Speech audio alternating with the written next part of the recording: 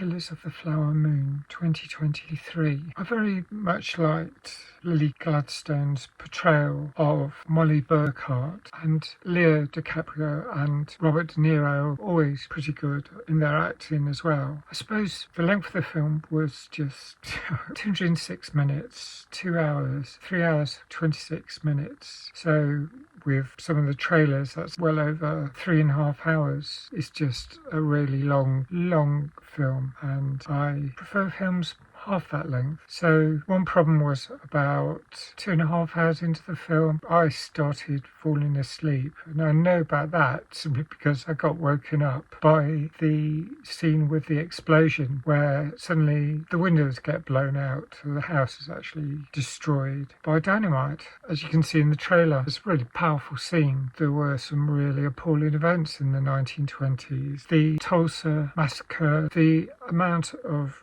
racism at that time was horrific. The portrayal of Bill King Hale, in one sense he comes across as if he's an ally of the Osage people, and yet he's a parasite. He's killing them off and manipulating his nephew to destroy them. So there's this horrific scenario that's happening, and the tragedy is Molly does suspect, she doesn't trust her husband. She trusts even less the doctors who provide insulin, a brand new medicine to treat her. She doesn't trust them to administer it, but when it comes to her husband, she does trust him to administer the medicine, but she doesn't trust him that much. So there's layers, and to be in that scenario is heartbreaking. At that time, being a woman, fewer rights than men, and that the Osage people were the wealthiest in the world per capita, and yet they weren't afforded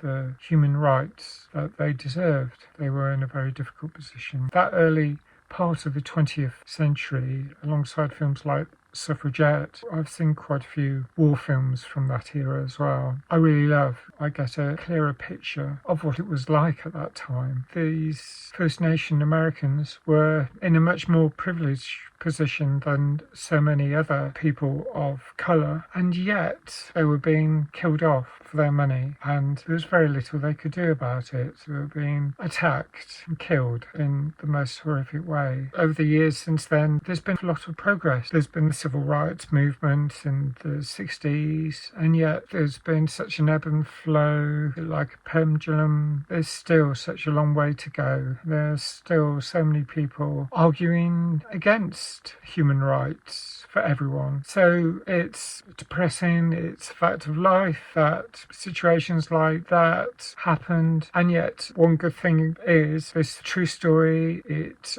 was written in book form and now it's a film, and that has publicised the case and actually created greater awareness. That's the positive side of it, and I think it is really brilliant. The acting is really good. I wish it wasn't as long as it was. I'm glad I saw it. There's artistic elements to it, especially at the start and the end. There's slow-mo with the dancing when the oil is discovered, and at the end there's a drum sequence. I'm very interested in the whole setup of the FBI. I have come across it in other films as well. The FBI were very much required and still are. Fighting crime is obviously a really important aspect of any civilization. So going back to the FBI, I guess that was a really good step and it had results, and that was thanks to Molly actually going personally to see the president and asking for his help. And he did send someone down to investigate the crimes. So I won't explain what happens